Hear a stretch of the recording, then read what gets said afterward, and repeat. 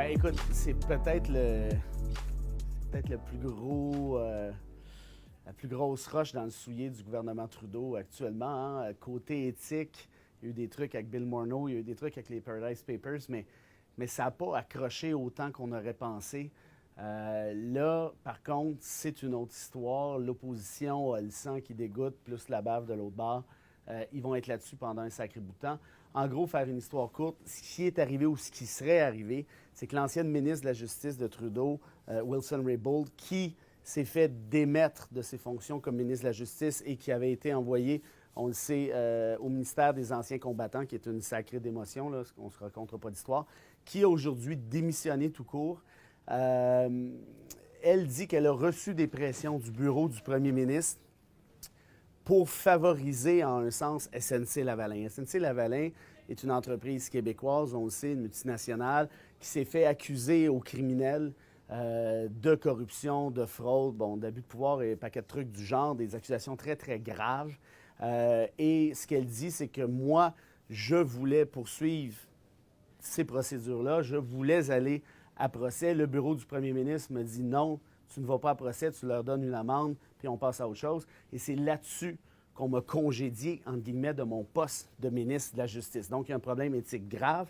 Maintenant, d'un point de vue purement juridique, pour ceux qui se posent la question, il y a toutes sortes de choses à concevoir, là. Quand tu es ministre de la Justice au Canada, tu agis aussi simultanément comme procureur général du Canada. Le ministre de la Justice, c'est celui qui s'assoit au cabinet, qui discute avec les autres ministres, le premier ministre, qui prend des décisions. Procureur général, c'est la même personne ici, mais c'est un autre poste qui, lui, est garanti par une certaine forme d'indépendance, parce que c'est le procureur qui décide s'il dépose des accusations contre, comme par exemple SNC-Lavalin ou pas. Donc, évidemment qu'on a besoin d'avoir une certaine indépendance là-dessus. Ici, précisément, il y a un concept qui est né dans les années 50, c'est le principe de Shawcross, qui était un Britannique, qui a inventé le concept suivant, c'est-à-dire que quand tu es procureur général, donc ministre de la Justice également, tu peux demander conseil, tu peux en parler aux autres ministres, tu peux en parler au premier ministre, mais ceux-ci ne peuvent pas faire des pressions sur toi.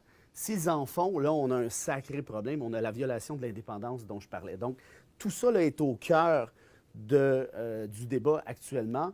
L'autre affaire qui regarde très mal pour le gouvernement Trudeau, en fait, deux autres affaires. Premièrement, les dirigeants de SNC-Lavalin auraient rencontré les membres du bureau du premier ministre, dont Gerald Butts, plus d'une 50aine de fois ces dernières années. Ça, c'est beaucoup, là. Je ne sais pas si vous le savez, là, mais les entreprises qui vont voir le bureau du premier ministre 50 fois, le bureau du premier ministre, ce n'est pas le dépanneur couche-tard. Tu ne débarques pas là quand tu as besoin d'une pinte de lait. C'est pas de même que ça marche.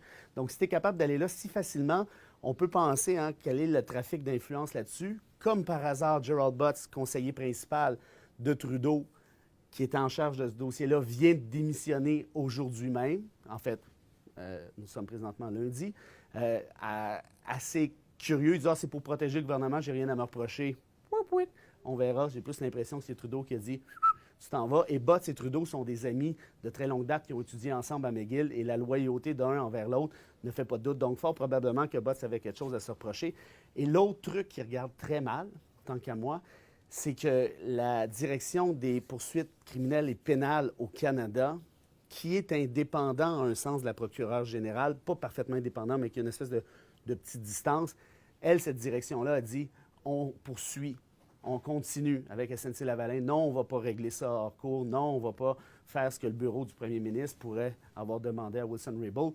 Et Wilson-Raybould a dit moi, je me fie sur ma direction ici qui me conseille juridiquement d'aller de l'avant. Donc, tout ça pour dire que ça regarde mal, ça sent pas bon.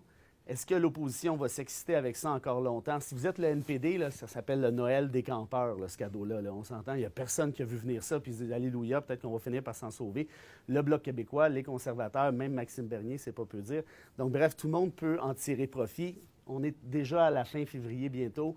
Il faut voir comment le gouvernement Trudeau va régler ça, mais je pense que c'est une crise majeure, crise qui a déjà coulé des gouvernements dans le passé, et on verra si ce sera le cas ici pour les libéraux de Trudeau.